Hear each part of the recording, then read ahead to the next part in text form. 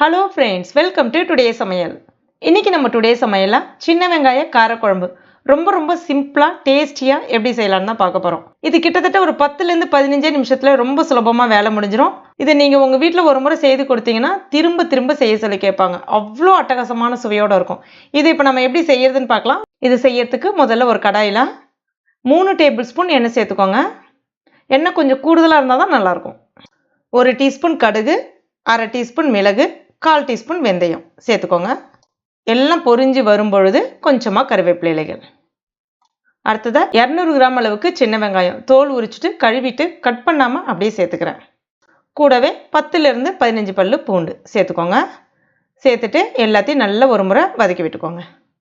வெங்காயம் நல்லா வதங்கி வரணும், அப்படியே பொன்னிறமாக சிவந்து வரணும். அப்போ தான் ரொம்ப அருமையாக இருக்கும். இப்போ ஸ்டவ்வை சிம்மில் வச்சுக்கோங்க. 1 டேபிள் ஸ்பூன் மிளகாய் பொடி, 1/2 டேபிள் ஸ்பூன் மல்லிப்பொடி, 1 டேபிள் ஸ்பூன் சாம்பார் பொடி, 1/4 டீஸ்பூன் மஞ்சள் பொடி, தேவையான அளவுக்கு உப்பு சேர்த்துட்டு ஒரு முறை கலந்து விட்டுக்கோங்க. மசாலா கரிஞ்சிடக்கூடாது. இப்போ இந்த மாதிரி வந்த பிறகு ஒரு தக்காளி பழத்தை அரைச்சிட்டு அந்த விழுது மட்டும் சேர்த்துக்கோங்க. ஒரு முறை நல்லா கலந்து விட்டுக்கோங்க. ஸ்டவ் இப்போ மீடியம் ஃப்ளேமில் வச்சுக்கோங்க. அந்த தக்காளியினுடைய பச்சை ஸ்மெல் எல்லாம் நல்லா போயிட்டு எண்ணெய் லைட்டாக இந்த மாதிரி பிரிஞ்சு வர ஆரம்பிக்கும். இந்த ஸ்டேஜில் ஒரு மீடியம் சைஸ் எலுமிச்சைப்பழ அளவுக்கு புளியை ஊற வச்சுட்டு தண்ணியை மட்டும் கரைச்சி வடிகட்டி எடுத்துருக்கேன். சேர்த்துக்கோங்க.